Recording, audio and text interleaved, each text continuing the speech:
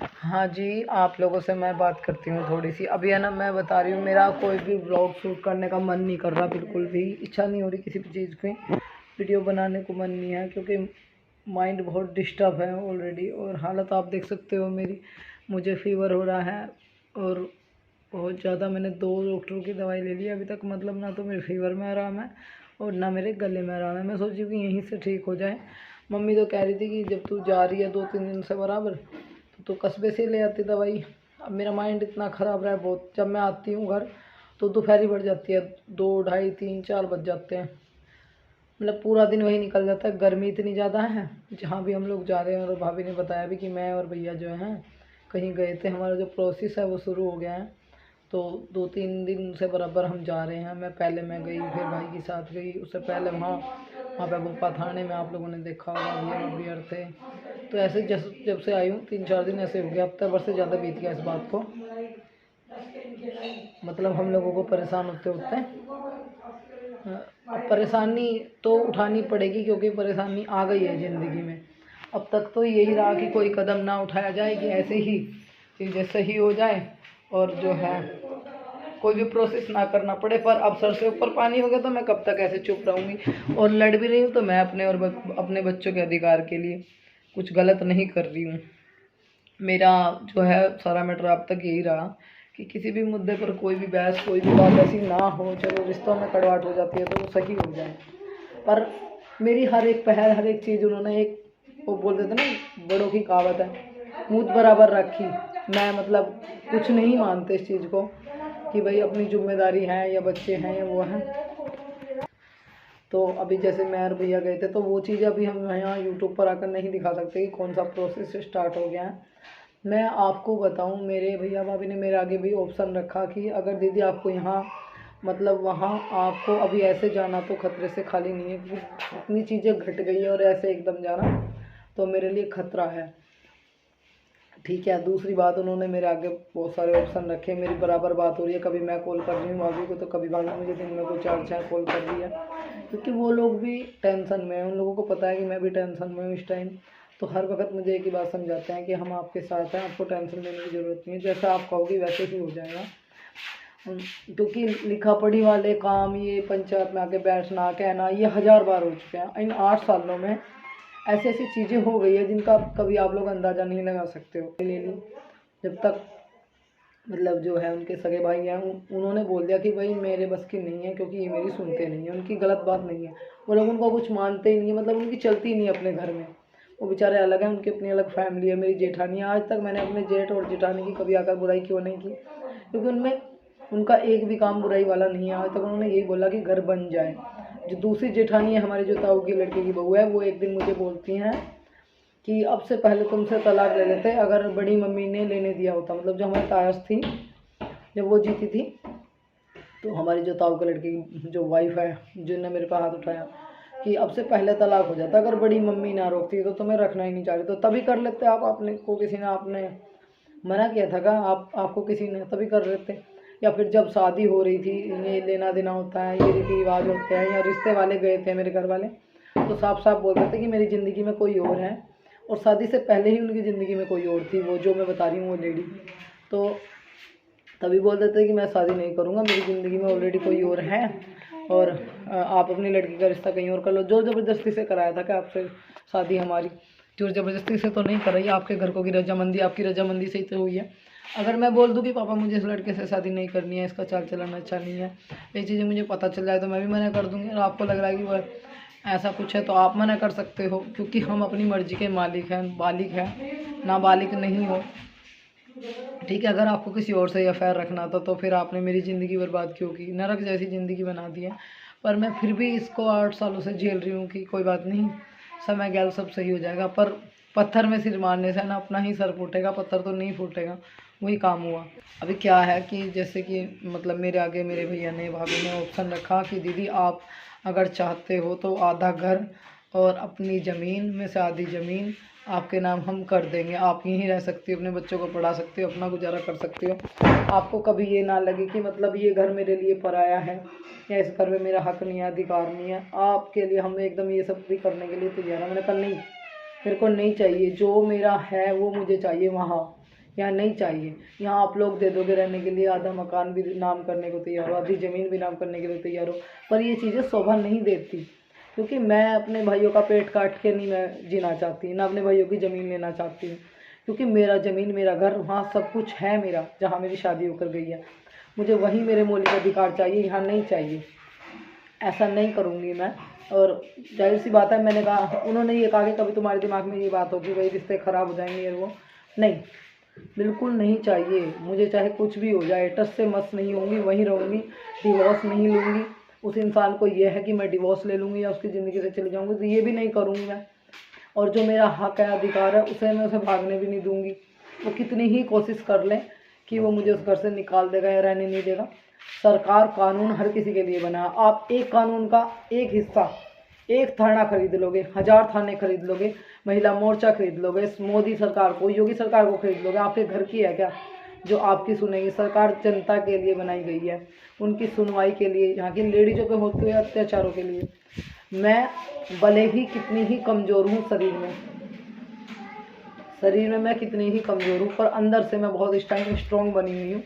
क्योंकि चाहे मुझे कितनी भी मुसीबत पड़ जाए, कितनी भी बड़ी से बड़ी मुश्किल मेरे सामने आ जाए, मैं उसका सामना करूँगी, डटूँगी, लड़ूँगी। वही अगर मारना या मरना, अगर मेरी किस्मत में मरना होगा ना तो मैं वहीं मरूँगी। और मैंने ये बात उनके गांव के प्रधान के सामने भी बोल ली है, सब लोग मेरी वीडियो देखते हैं। मैं उस घर को छोड़ के नहीं जाऊँगी। शादी करके आई हूँ, 4 कंधों पर जाऊँगी, घर मेरा, क्योंकि मैं 7 फेरे लेकर गई हूँ, ऐसे नहीं गई हूँ।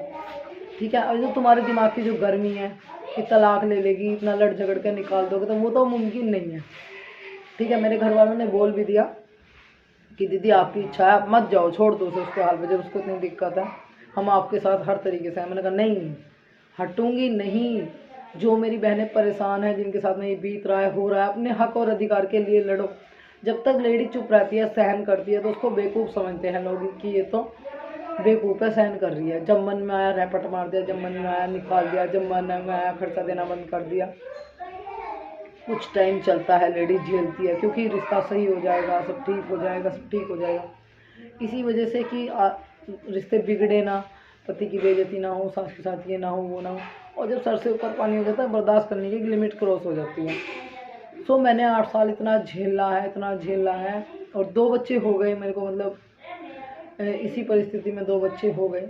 जब फर्स्ट बेबी, मतलब मेरी अवनी जो है, मेरे वो बोलते हैं ना पेट रही, तो क्या हुआ, मेरे हस्बैंड ने, एक ही बात बोलूँगा कि बाकी सारी बातें मैं आपको आगे के वीडियो में बताती रहूँगी।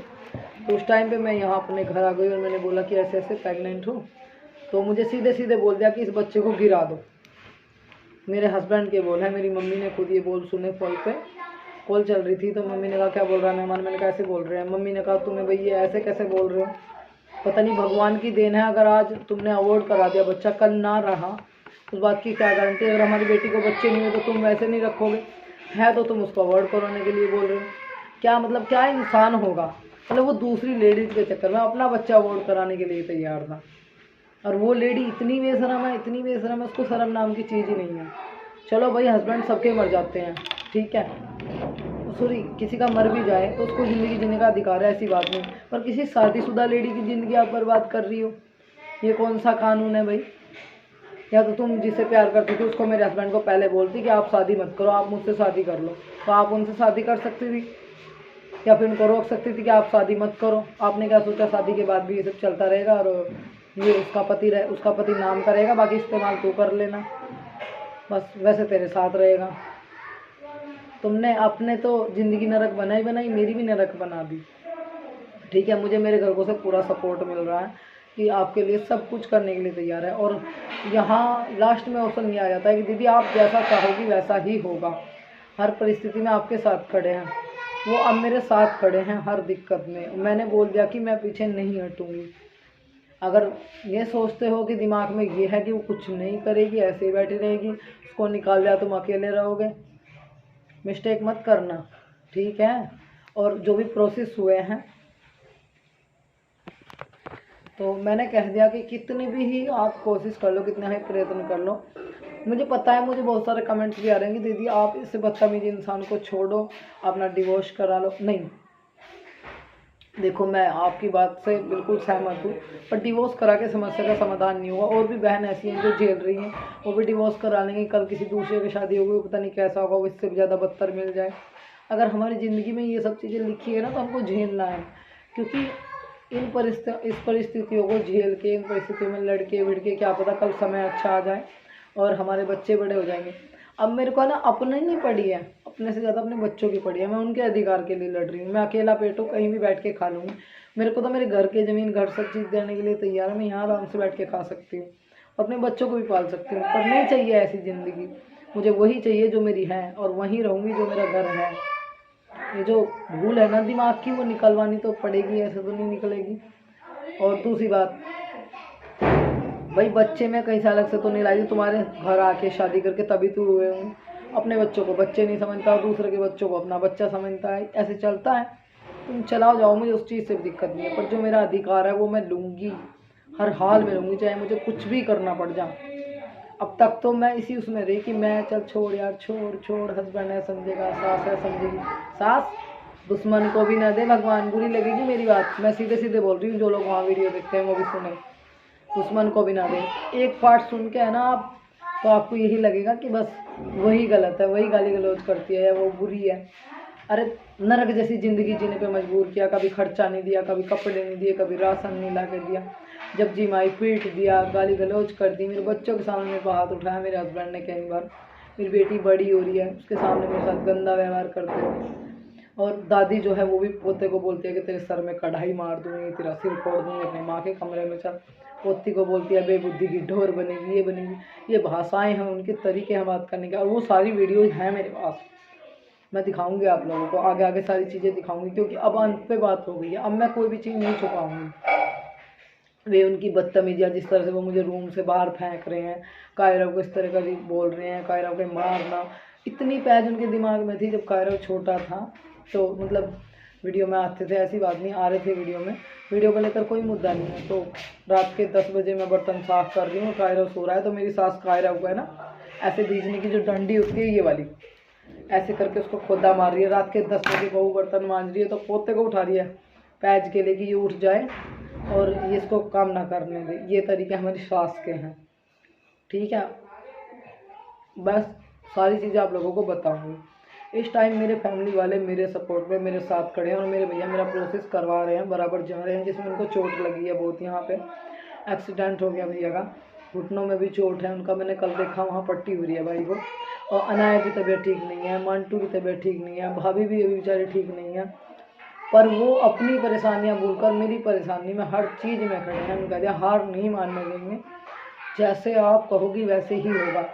और जो मेरी बहन परेशान है, जिनके साथ ये सब चीज़ें बीत रही है ना, लड़ो, अपने हक और अधिकार के लिए लड़ो। औरत का भी जितना मर्द का ओहदा बराबर है, उतना ही औरत का बराबर है।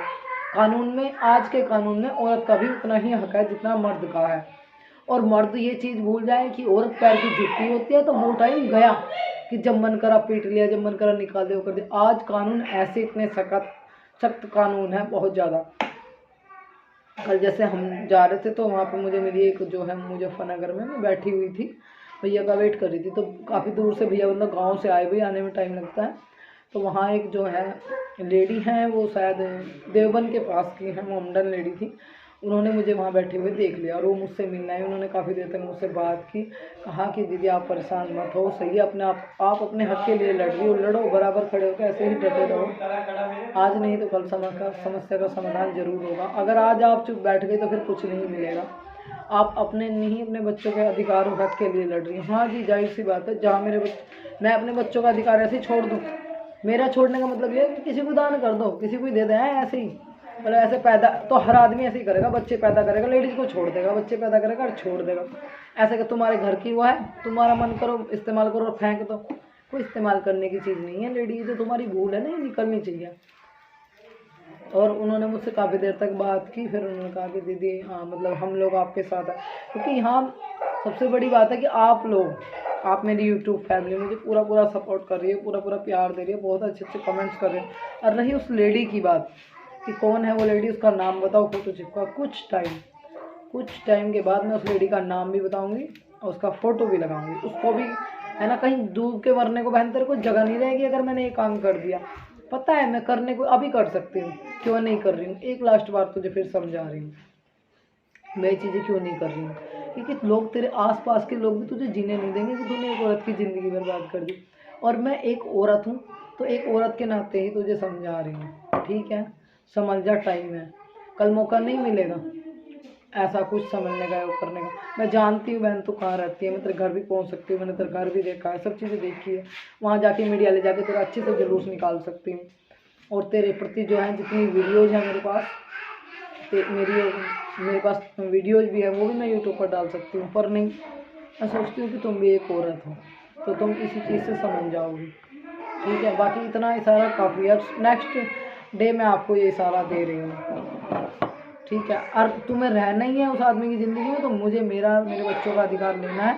उसमें तुम रगड़ी जाओ या वो आदमी रगड़ा जाओ या जो मतलब उसके प्रति खड़ा होगा वे लोग आऊँ, मैं अपना अधिकार हर हाल में लेकर रहूँगी, नहीं छोड़ूंगी, चाहे कुछ हो जाए। मैं किसी और चीज़ के लिए नहीं लड़ रही हूँ, अपने बच्चों के मौलिक अधिकार के लिए, अपने अधिकार के लिए लड़ रही हूँ। वीडियो ज़्यादा लंबा हो जाता है, तो आपको नेक्स्ट वीडियो में मिलूँगी। और जहाँ जहाँ हम लोग जा रहे हैं, जो जो प्रोसेस चल रहा है, वो सारा आपको वीडियो में बताया जाएगा। तो मिलते हैं आपसे फिर नेक्स्ट वीडियो में।